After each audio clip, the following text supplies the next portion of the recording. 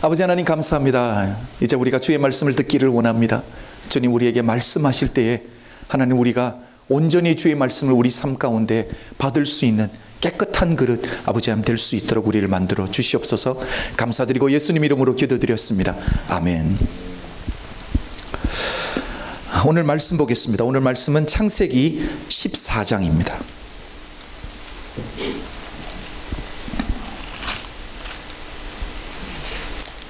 창세기 14장 우리 12절부터 16절까지 창세기 14장을 전체를 볼 텐데요. 그런데 우리 함께 읽을 말씀은 12절부터 16절까지만 보겠습니다. 창세기 14장 12절부터 16절까지 저희 다 함께 읽어보도록 하겠습니다. 12절입니다.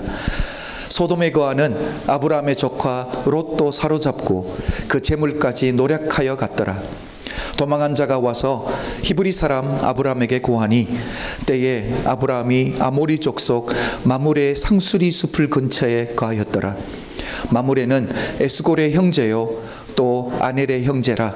이들은 아브라함과 동맹한 자더라. 아브라함이 그 조카의 사로잡혔음을 듣고 집에서 기르고 연습한 자 318인을 거느리고 단까지 쫓아가서 그 가신을 나누어 밤을 타서 그들을 쳐서 파하고 다메섹 좌편 호박같이 쫓아가서 모든 빼앗겼던 재물과 자기 조카 롯과 그 재물과 또 부녀와 인민을 다 찾아왔더라. 아멘. 오늘 우리 아브라함 설교 네 번째입니다. 아브라함 설교는 여러분 이미 많이 들으셨을 거예요. 그래서 제가 설교하는 과정 속에서 여러분이 이미 잘 알고 있는 말씀들이 많이 반복되기도 했을 거고요. 전체적인 그림을 잘 이해하기 위해서 우리 성경에 아브라함에 대한 말씀을 여기저기서 찾아서 보고 있습니다. 오늘도 우리가 창세기 14장 전체를 볼 텐데 시간 관계상 전체는 다 읽지 못했거든요. 그래서 제가 이 전체적인 그림을 먼저 여러분들에게 그려드린 후에 조금 디테일하게 상세하게 들어가도록 하겠습니다. 오늘 본문을 잘 이해하기 위해서는 우리 지난주에 보았던 창세기 13장에서 아브라함과 롯이 헤어져서 이제 각자의 길을 가는 것부터 이 지도를 통해서 보면서 어디로 옮겨갔는지를 보면 여러분 전체적인 그림을 그리기에 훨씬 쉬울 거예요. 자, 다음 지도를 한번 보겠습니다. 다음 지도를 보면 아브라함이 롯과 함께 애굽으로 내려갔습니다. 그렇죠? 애굽으로 내려갔다가 지난주 성경을 보면 아브라함이 애굽에서 올라와서 여기 베델이 있죠. 그리고 여기 아이가 있는데 베델과 아이 사이에 캠프를 쳤다라고 말씀을 하고 있습니다. 베델과 아이 사이에서 다시 돌아와서 하나님 앞에 처음 예배드렸던 그곳에서 다시 장막을 쳤습니다. 그리고 다시 장막을 친 후에 아브라함이 하나님에게 가족 전체가 모여서 공예배를 두 번째로 드리게 됩니다. 그런데 지난주에 문제가 발생했습니다. 그렇죠? 어떤 문제예요? 아브라함과 롯이 불로소득을 얻었습니다. 그렇죠? 내가 노력해서 얻지 못하고 아내를 다른 남자에게 팔아버리고 얻었던 재물 때문에 아브라함과 조카 사이에 재물 관계로 인해서 다툼이 일어났다라고 말씀을 했습니다.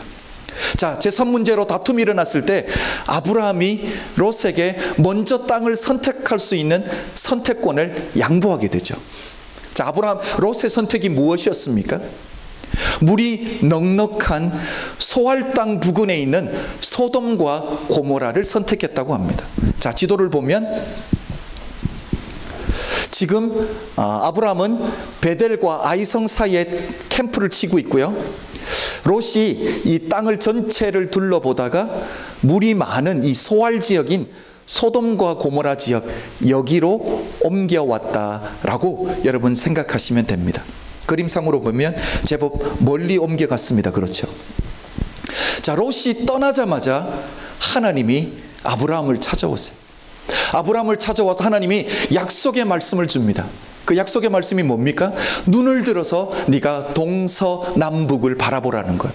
여러분, 동서남북은 사방을 이야기하는 거예요. 그렇죠? 네가 보는 이 땅을 내가 너와 내 후손에게 주겠다라고 하나님이 약속의 말씀을 줍니다. 그런데 분명한 것은 하나님이 우리에게 약속의 말씀을 주면 그 약속의 말씀은 우리 삶 가운데 언젠가는 성취된다라는 사실을 믿으십시오. 자, 하나님이 아브라함에게 주신 이 말씀이 언제 성취됩니까? 우리 여성 성경 공부 시간에는 배웠어요. 그렇죠? 언제죠? 여호수아 시대요. 그렇죠? 여호수아가 하나님의 이스라엘 백성들을 데리고 가나안 땅에 들어가서 약속의 땅인 가나안 땅을 정복하고 12지파에게 땅을 분깃으로 나누어지잖아요. 그렇죠? 그 지도를 한번 보겠습니다. 다음 지도를 한번 볼게요. 이 지도가 바로 여호수아가 가나안 땅을 정복한 후에 12지파에게 땅을 분깃으로 나누어준 땅입니다. 지금 아브라함이 창세기 13장에서 캠프를 치고 있는 이 베델이 바로 여기에 있고요. 아이가 여기에 있습니다. 베델이 여기에 있고 아이가 여기에 있으면 지금 여호수아가 땅을 나누어준 이 누구의 분깃입니까? 베냐민 지파의 분깃에 있는 거예요. 여기서 하나님이 아브라함에게 눈을 들어서 사방을 보라라고 말씀하셨는데 결국 이 사방 전체가 아브라함 후손에게 주어졌다라는 사실이죠. 하나님이 약속하신 그 말씀이 그대로 아브라함 삶 가운데는 일어나지 않았지만 하나님이 성실하시게 아브라함의 후손인 여호수아 시대에 와서 그 약속의 말씀을 성취하셨다라는 사실이에요. 그래서 사랑하는 성도 여러분, 우리가 하나님의 말씀을 붙든다라는 것이 이렇게 중요합니다. 하나님의 말씀이 선포될 때, 여러분 인생 가운데 들려질 때에, 여러분의 하나님 말씀을 하나라도 묵상할 때 하나님 이것 내 것입니다라고 붙들기를 주의 이름으로 축복합니다. 여러분의 인생 가운데 이루어지지 아니하면 하나님 성실하시기 때문에 여러분의 후손 때라도 결국 여러분의 후손이 누리게 될 줄로 믿습니다.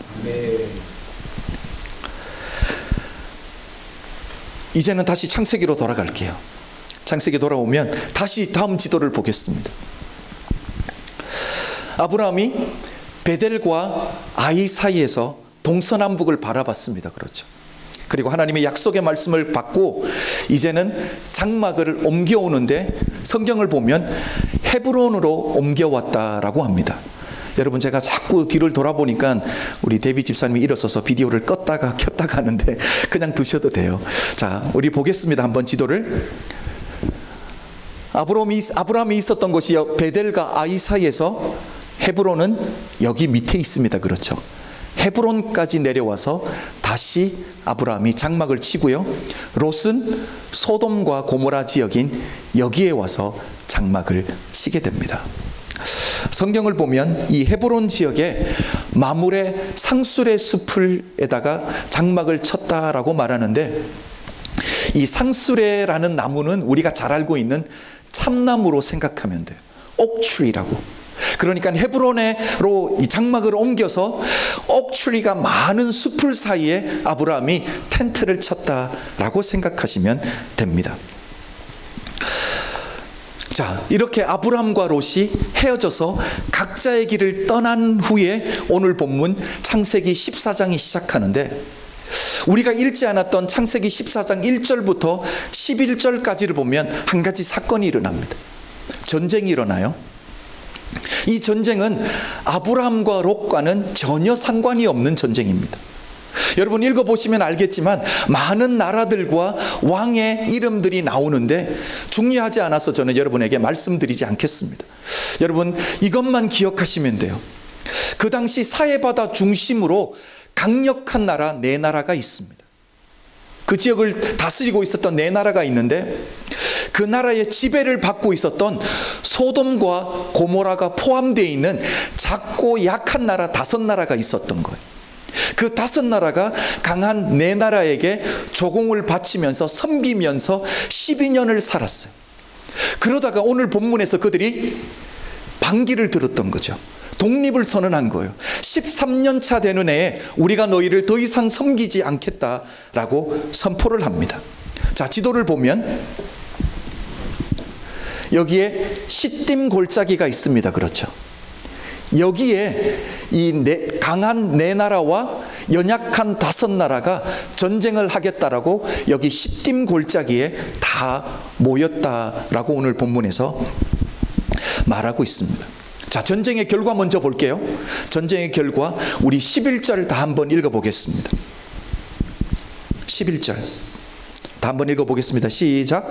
내 왕이 소돔과 고모라의 모든 재물과 양식을 빼앗아가고. 이 연약한 나라 5나라가 연합을 했는데도 불구하고 전쟁에서 완전히 패해버렸다는 거예요. 그런데 더 중요한 것은 오늘 본문이 시작하는 12절입니다. 이게 문제가 되는 거예요. 자, 12절을 보겠습니다. 다 한번 읽어보겠습니다. 시작.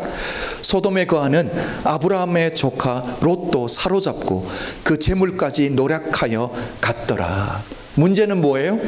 아브라함의 조카인 롯이 전쟁의 포로가 돼서 함께 끌려갔더라는 사실이죠. 전쟁에 패해서 도망가던 사람 중에 한 사람이 이 소식을 아브라함에게 와서 전해주는 거예요. 네 조카 롯이 전쟁에 패해서 전쟁의 포로로 끌려갔다라는 소식을 전해줍니다. 이때 아브라함의 결단이 14절과 15절에 나와 있습니다. 우리 다 한번 읽어보겠습니다. 14절과 15절 시작.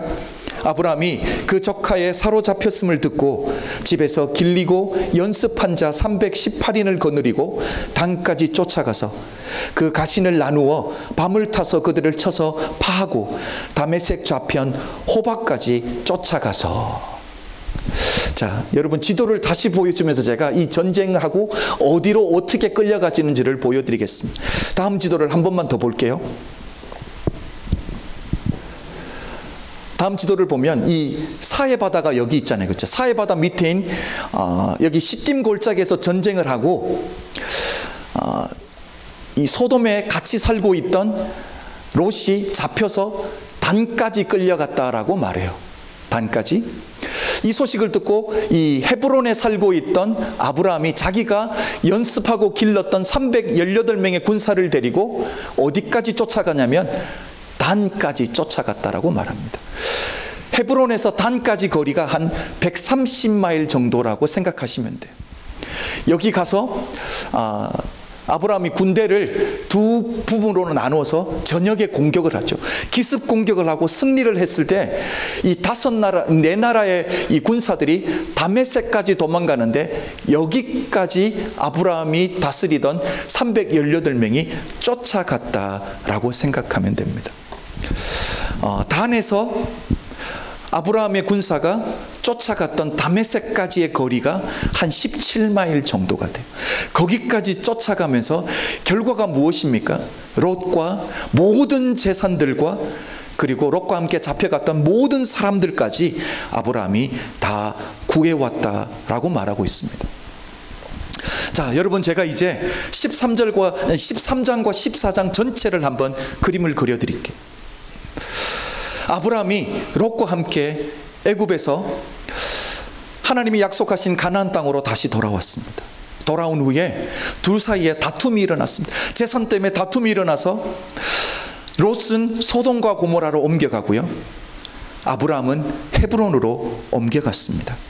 여러분 이 사진, 이 전체적인 그림을 볼 때에, 그리고 오늘 본문을 보면 아브라함이 전쟁 포로로 끌려갔던 롯을 구해주는 이 장면을 보면서 여러분 어떤 생각이 드세요? 저는 이 13장과 14장을 보면서 참 많은 생각을 하게 되었습니다. 어떤 생각을 하게 됐냐면, 처음에 이 두 사람이, 아브라함과 롯이 하나님의 음성을 듣고 본토 친척 아비의 집을 떠날 때, 그때 두 사람을 비교해 보면 두 사람은 비슷했어요. 신앙의 수준도 비슷하고요, 재물을 가지고 있었던 수준도 비슷합니다.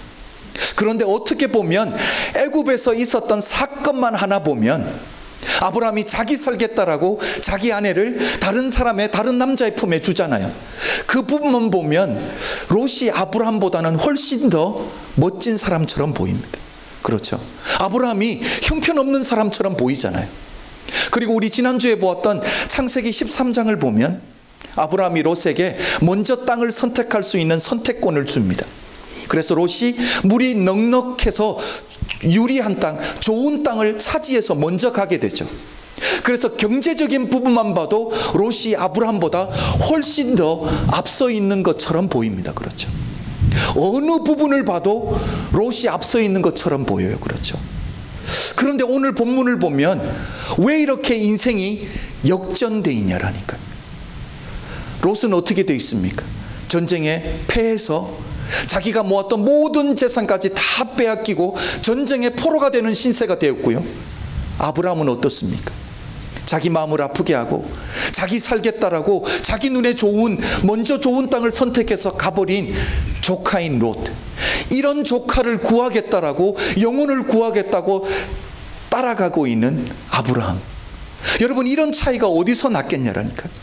제가 오늘 말씀을 준비하면서 계속 제 안에 들었던 생각이 뭐냐면, 비슷하게 시작했던 이 사람들이 오늘 본문에서 이렇게 차이가 나게 된 원인이 뭐냐라니까요. 무엇이 계기가 되어서 이 두 사람의 뭐라고 할까요? 차원이라고 할까요? 사람의 급이 완전히 달라졌잖아요. 그렇죠? 한 사람은 도망가는 신세가 되고요, 쫓겨나는 신세가 되고요, 한 사람은 구해주는 사람이 되는 거예요. 어디서 벌써 이런 사이가 났을까요? 제가 먼저 결론부터 말씀드리면 이것이 바로 믿음의 차이라고 하는 거예요. 이것이 바로 하나님을, 말씀을 붙들고 살아가는 하나님의 사람과 세상을 쫓아가는 세상의 사람의 차이가 바로 여기서 난다라니까요. 우리가 지난주에 보았던 창세기 13장 10절을 한번 읽어보겠습니다. 롯의 선택의 기준이 무엇인지 볼게요. 창세기 13장 10절입니다. 제가 한번 읽어드리겠습니다.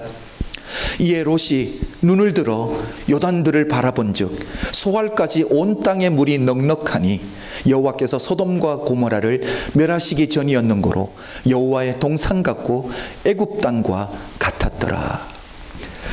자기 눈에 보기에 좋은 소돔과 고모라를 선택했던 것. 롯의 선택의 기준이 어디 있습니까? 자기 눈에 보기 좋은 것. 그것이 선택의 기준이었어요. 여러분, 하와가 하나님 앞에서 범죄하기 시작했던 그 시작이 무엇 때문이죠? 창세기 3장 6절을 우리 다 한번 읽어보겠습니다. 창세기 3장 6절입니다. 시작. 여자가 그 나무를 본즉 먹음직도 하고 보암직도 하고, 거기까지만 읽을게요. 자, 범죄의 시작이 어디서 시작됐어요? 본즉, 자기 눈에 보기 좋은 것을 보았다라는 거예요.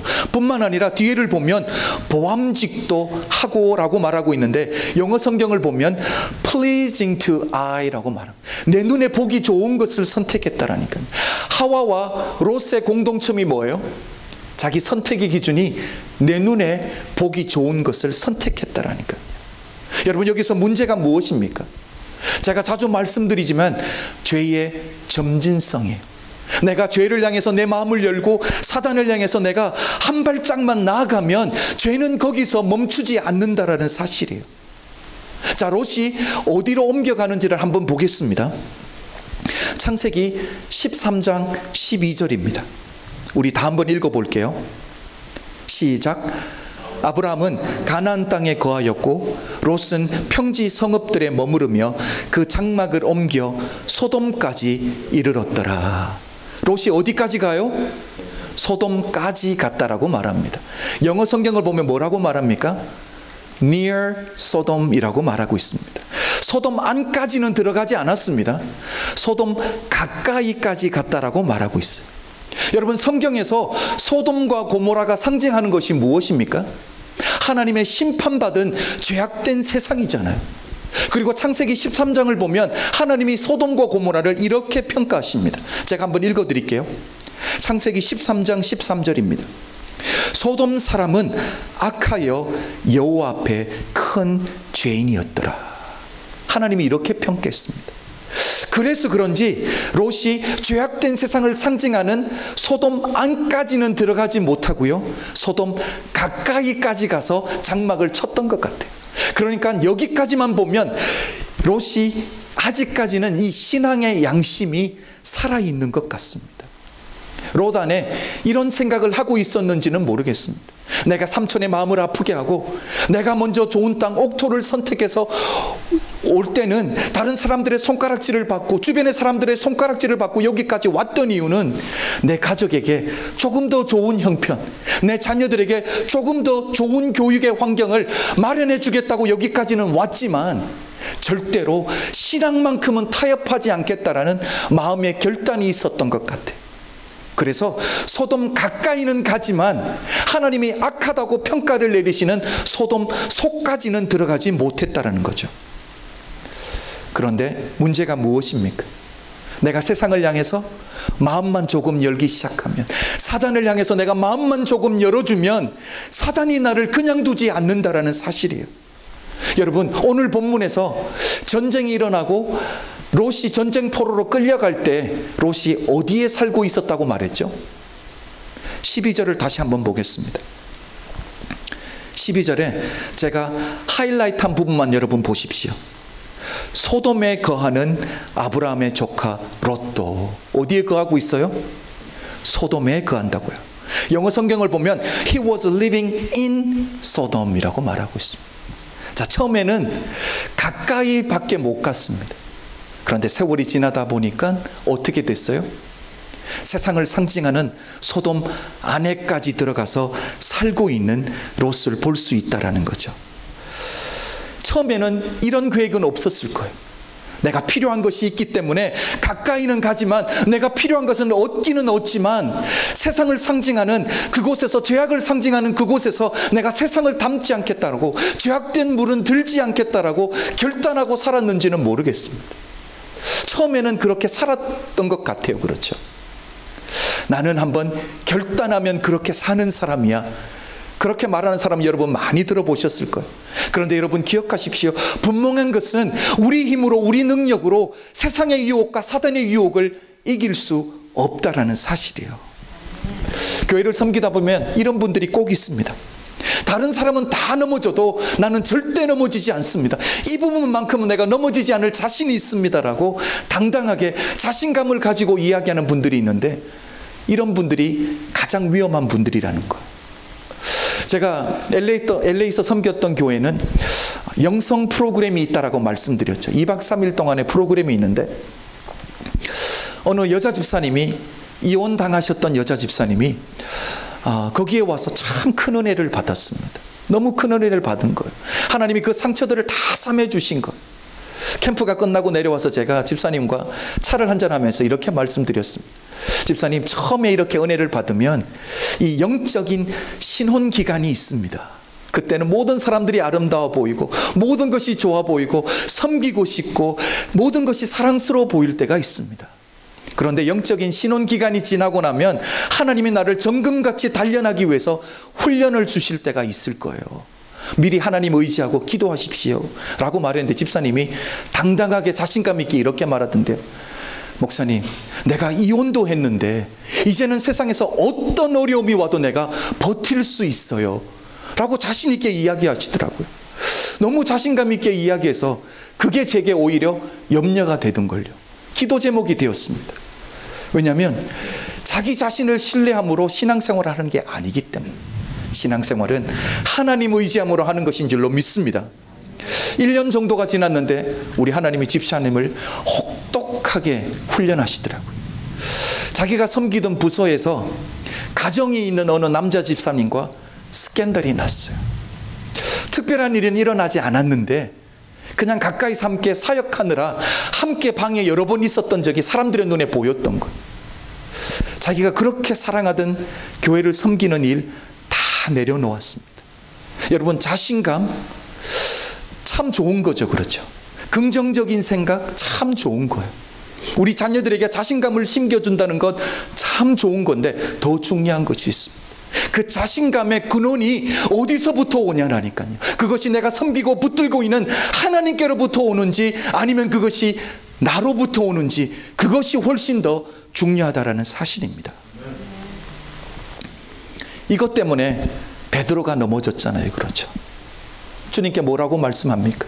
베드로가 어떻게 고백합니까? 모든 사람들이 주를 버릴지라도 나는 결코 주를 버리지 않겠다라고 자신 있게 말했거든요. 저는 분명히 믿어요. 베드로가 이렇게 고백할 때 그냥 한번 다른 사람들 앞에서 큰 소리 쳤던 것이 아니라 주님 사랑하는 마음에 순수하게 진정성을 가지고 말했을 게 분명합니다. 그런데 그 자신감이 어디서 왔냐라니까. 내가 하나님을 의지함으로가 아니라 내가 주님을 사랑하기 때문에 내 결단 때문에 나는 끝까지 갈 수 있다라고 자신했다라니까. 그 자신감의 근원이 내가 되니까 결국 넘어지고 말던데요. 여러분, 신앙은 내 힘, 내 의지, 내 결단으로 할 수 없다라는 것, 우리 마음에 오늘 다시 한번 새길 수 있기를 주의 이름으로 축복합니다. 여러분, 신앙의 성숙함이 무엇입니까? 내가 주를 얼마나 더 의지하고 있는가가 신앙의 성숙함이에요. 그래서 신앙의 성숙한 자들만이 할 수 있는 고백이 바로 빌립보서 4장 13절 말씀인 줄로 믿습니다. 우리 다 한번 읽어보겠습니다. 많이 외우는 분들도 있을 거예요. 빌립보서 4장 13절입니다. 시작. 내게 능력 주시는 자 안에서 내가 모든 것을 할 수 있느니라. 내가 모든 것을 할 수 있는데 그 힘의 근원이 내가 아니라는 거죠. 조건절이 앞에 붙어 있습니다. 무엇입니까? 내게 능력 주시는 자 안에서만 가능한 줄로 믿습니다. 저는 오늘 말씀을 보면서 롯이 어디서부터 어떻게 잘못되었길래, 하나님을 모르는 사람도 아니었잖아요. 하나님을 알고 하나님을 섬기는 자가 어떻게 죄악된 세상을 상징하는 소돔 안에까지 들어가서 죄악된 사람들과 함께 동화되어서 이렇게 살고 있는, 그래서 결국은 전쟁포로로 끌려가는 신세가 왜 이렇게 되었을까 질문을 던져보았습니다. 그 답이 뭐냐면 잘못된 선택의 기준을 가지고 있었다라니까. 여러분, 롯의 선택의 기준이 뭐였어요? 자기 눈에 보기 좋은 거였습니다. 하나님의 말씀, 신앙의 우선이 아니라 내 눈에 보기 좋은 것, 내 느낌에 좋은 것, 내게 유익이 되는 것, 내게 당장 경제적인 유익이 될 만한 것을 붙들었다라는 게, 그게 잘못된 선택의 기준이었다는 거죠.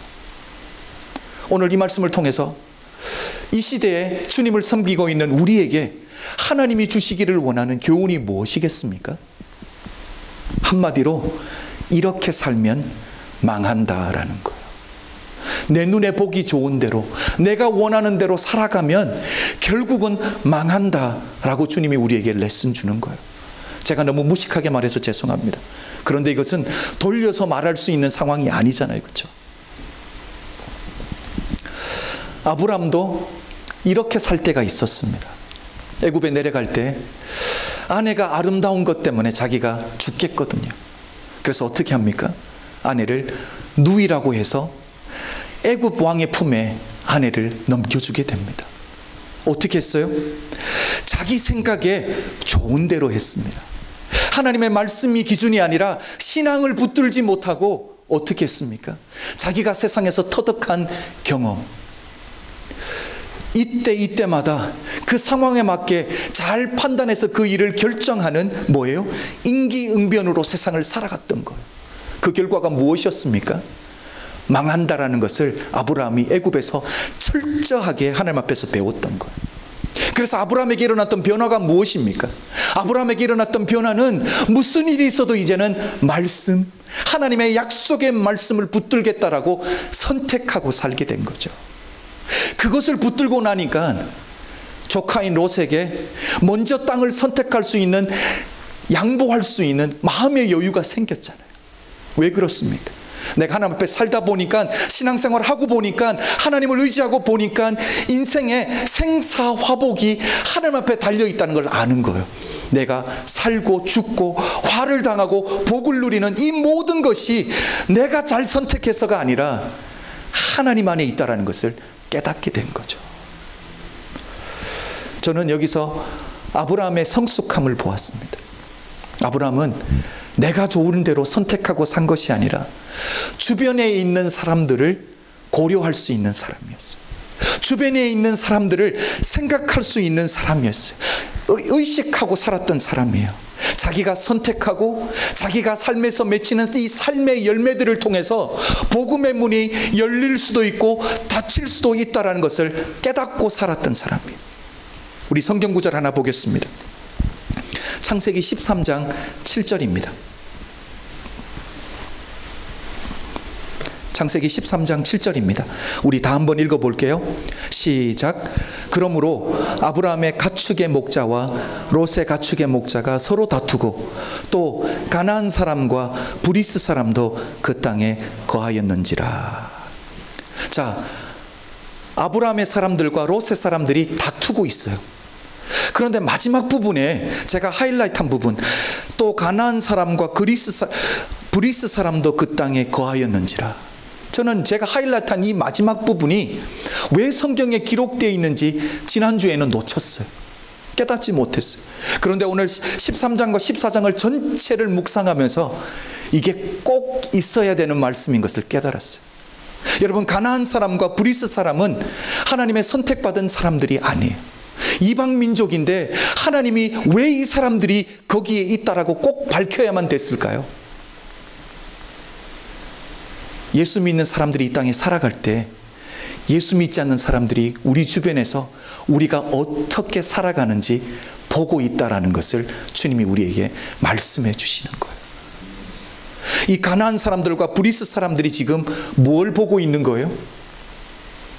아브라함과 롯이 재산 때문에 다투고 있는 것을 보는 거죠.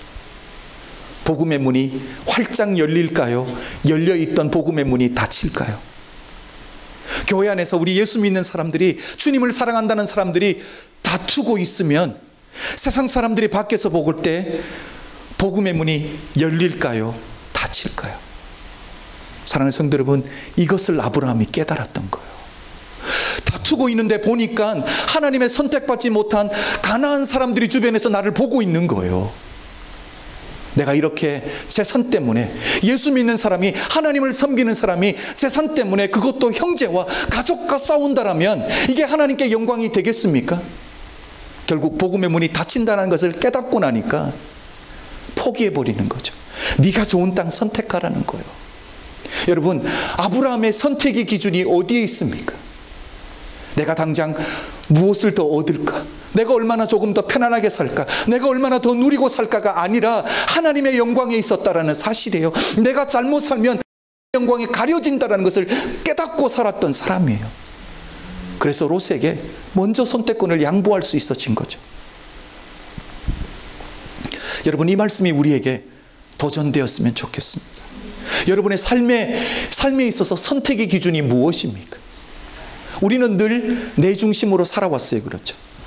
가만히 생각해 보십시오. 우리는 다 이 아틀란타 출신들이 아니에요. 그렇죠? 아틀란타 왔던 목적이 무엇입니까? 우리 자녀들에게 조금 더 좋은 교육의 환경을 주기 위해서, 비즈니스의 문이 열려서, 가족이 있다라는 이유 때문에.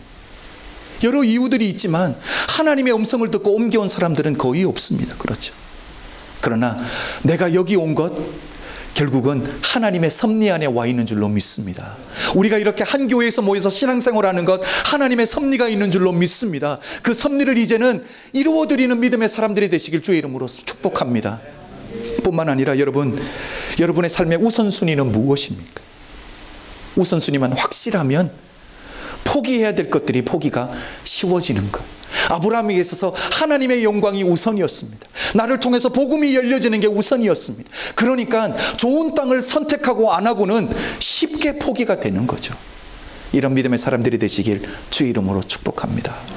저는 마지막으로 오늘 13장과 14장 전체를 마무리하면서 아브라함에게 배울 수 있는 두 가지 레슨을 여러분과 나누고 오늘 본문을 마무리하겠습니다. 첫 번째는 아브라함은 바른 정신을 가지고 있었다는 것. 바른 정신.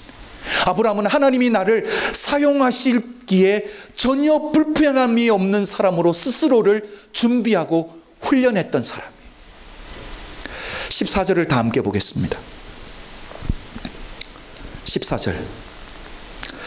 앞에서부터 읽다가 하이라이트된 부분은 우리 강조해서 한번 읽어볼게요. 시작. 아브라함이 그 조카의 사로잡혔음을 듣고 집에서 기르고 연습한 자 310환희를 거느리고 단까지 쫓아가서. 여러분, 아브라함에게 있어서 가나안 땅은 어떤 땅이에요? 하나님이 약속으로 주신 땅이에요. 내가 노력해서 얻은 것이 아니라 하나님이 은혜로 주신 땅이에요. 아브라함은 이것이 내 것이라고 생각하고 하나님이 내게 주셨으니까 안심하고 거기서 누리고 즐기면서만 살게 아니라 하나님이 나를 언젠가는 사용하실 텐데, 하나님이 나를 사용하실 때 불편함이 없도록 스스로 준비했고 훈련했던 사람이. 여러분, 오늘 본문을 볼까요? 롯이 전쟁의 포로로 끌려갔다는 소식을 듣고 그때 아브라함이 사람을 모으고 준비했다라면 늦었을 거예요. 그렇죠? 그런데 아브라함은 미리미리 준비해 두는 거죠. 이것이 하나님의 사람의 모습인 줄로 믿습니다. 우리도 우리 스스로를 준비해야 될 줄로 믿습니다. 하나님이 우리 교회를 통해서 이 땅을 변화시키고 부흥의 물결을 일으킬 텐데, 우리가 먼저 성품이 성숙한 자들로 다듬어 있어야 된다는 사실이에요. 뿐만 아니라 우리의 믿음이 이미 깊은 수준까지 내려가 있어야 되는 줄로 믿습니다. 우리 스스로 기도의 무릎을 강하게 해둬야 될 필요가 있다라니까요. 미리 준비해야지 하나님이 우리를 사용하시기에 불편함이 없어지는 줄로 믿습니다. 두 번째는 아브라함에게 바른 자세가 있었습니다. 처음에는 바른 정신, 두 번째는 바른 자세예요. 무엇입니까? 하나님이 내게 허락하신 모든 것들은 영혼을 살리는데 도구로 주셨다라는 것을 깨닫고 살았어요. 다음 지도를 보겠습니다. 우리 처음에 봤던 지도예요. 자, 헤브론이 어디 있는지 이제 그려지시죠? 보이시죠? 헤브론에서 조카 롯이 잡혀갔던 단까지 아브라함이 쫓아갔습니다. 자기가 준비시키고 훈련시켰던 318명을 데리고 올라간 거예요. 몇 마일을요? 130마일. 거기서 전쟁을 이기고 다메섹까지 쫓아갔습니다. 17마일을 또 쫓아갔어요. 여러분, 아브라함이 롯을 구하기 위해서 자기가 연습시켰던 사람들, 내가 가지고 있었던 재산들을 투자해서 구원해내는 거예요. 롯을 구원해내는 데에 대가를 지불할 마음의 준비가 되어 있었던 사람. 하나님이 내게 허락하신 이 모든 것들은 영혼을 구하는 것에 사용하는 도구로 하나님이 주셨다는 것을 깨닫고 있었던 거죠. 사랑하는 성도 여러분, 우리도 이런 아브라함의 모습을 담기를 원합니다. 하나님이 우리에게 허락하신 모든 것들은 하나님이 나로 인해서 즐기는 것도 있어요. 내가 하나님으로부터 받은 복을 누리고 사는 복도 있지만, 결국은 그것을 도구 삼아서 복음 전하라고, 영혼 구하는 데 사용하라고 주신 줄로 믿습니다. 그래서 여러분, 하나님 앞에 섰을 때 하나님에게 이런 칭찬을 받았으면 좋겠어요. 돈은 그렇게 쓰고 오는 거야. 내가 너에게 준 달란트는 그렇게 쓰고 오는 거야. 내가 너에게 준 시간은 그렇게 쓰고 오는 것이 맞아. 하나님의 우리에게 모든 것 주신 것 하나님 앞에서 아름답게 사용받고 하나님 앞에 칭찬받을 수 있는 하나님의 사람들이 되십시오. 바로 우리 주님이 그렇게 사셨잖아요. 우리 주님의 정신이 무엇입니까? 자신의 삶을 30년 동안 준비하신 거예요. 30년 동안 준비해서 3년 공생애 동안 우리를 위해서 십자가에 못 박혀 돌아가시고 부활하실 그것을 준비해 오셨던 분이 바로 주님이잖아요. 그러니까 때가 돼서 하나님이 원하는 그 시간에 자신의 생명을 단번에 드릴 수 있었던 것이 삶을 준비해 오셨거든요. 주님의 바른 자세가 무엇입니까? 당신의 생명을 희생해서라도 우리에게 영원한 생명을 주시겠다라는 것. 사랑하는 성도 여러분, 우리 안에 이런 삶의 모습, 아브라함의 모습, 주님의 모습을 닮아가는 믿음의 사람들이 되시길 주의 이름으로 축복합니다. 저는 마지막으로 우리가 오늘 예배 시간에 함께 드렸던 찬양 중에 나의 모습, 나의 소유라는 찬양이 있습니다. 오늘 우리가 다시 한번 아브라함이 하나님 앞에서 그렇게 살았던 것처럼 나의 모습, 하나님 내게 주신 모든 소유가 하나님의 것입니다라고 인정하고 주님이 원하는 곳에 하나님 아름답게 사용받기를 원합니다. 찬양으로 우리의 믿음을 한번 고백했으면 좋겠습니다. 우리 다 일어나서 하나님 앞에 찬양 드리겠습니다.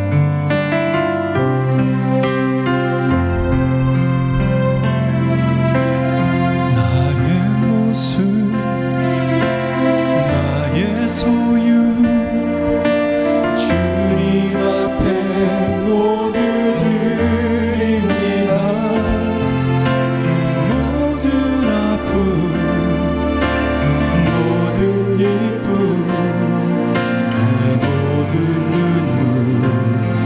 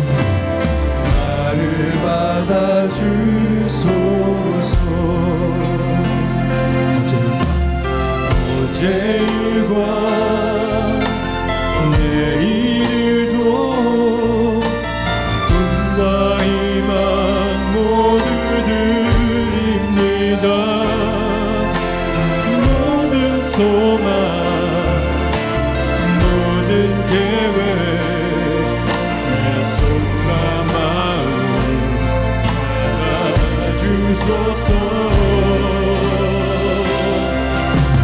나의 생명을 드리니 주 영광 위하여 사용하옵소서. 내가 사는 날 동안 주를 찬양하며 기쁨의 제물 되리. 나를 받아 주소서.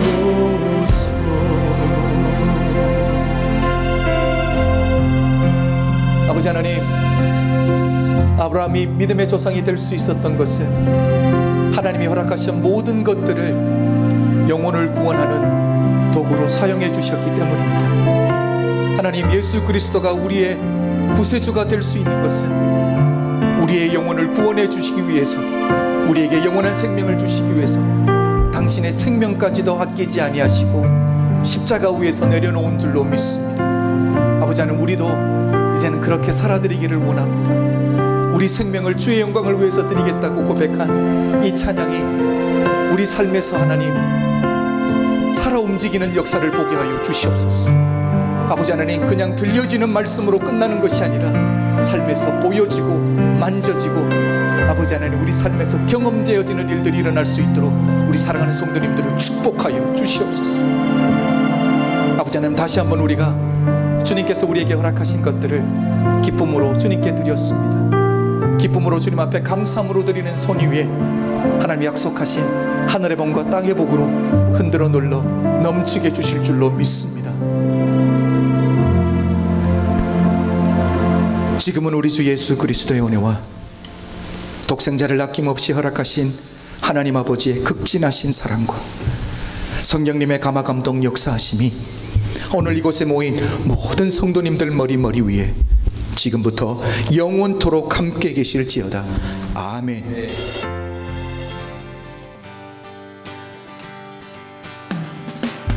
주 신실하신 놀라워 죄인